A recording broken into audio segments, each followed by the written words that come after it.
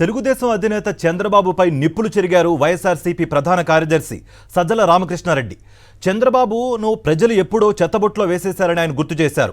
మళ్లీ ఇప్పుడు మోసపూరిత హామీలతో చంద్రబాబు వస్తున్నారని సజ్జల ఫైర్ అయ్యారు. టీడీపీ సభలకు జనమే రావడం లేదన్నారు.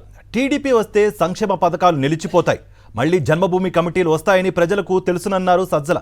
ఏ ద్రోహాలు చేశాడు, ఏ పాపాలు చేశాడు రాష్ట్రానికి, రాష్ట్ర ప్రజలకు, ఉమ్మడి రాష్ట్రంగా ఉన్నప్పుడు, తర్వాత డివైడ్ అయ్యాక ప్రజల అవకాశం ఇచ్చిన 14-19 మధ్య, అలాగే రాష్ట్రాన్ని ఎట్లా ముంచినాడు, మొత్తం at the cost of entire state తాను కొన్ని తరాలు తిన్నా తరగనంత దోచుకున్నాడు, తాను కానీ తన కోటరీ. ఇవన్నీ జగన్మోహన్ రెడ్డి గారికి ఆపాదించాలని ఈరోజు చూస్తున్నాడు. జనం గుర్తించినారని తెలిసినా సరే, జనం ఆల్రెడీ గుర్తించి రిజెక్ట్ చేశారని తెలిసినా సరే, తన ఊకతంపుడు దీంట్లో అంటూనే ఉన్నాడు. తన లక్షణాలన్నీ జగన్మోహన్ రెడ్డి గారికి ఆపాదించాలని చూస్తున్నాడు. అవి జనం లెక్కలేక వేసుకోవట్లేదు, రిజెక్ట్ చేశారు. అందుకే ఆయన సభలు ఎట్లా జరుగుతున్నాయో చూస్తున్నారు.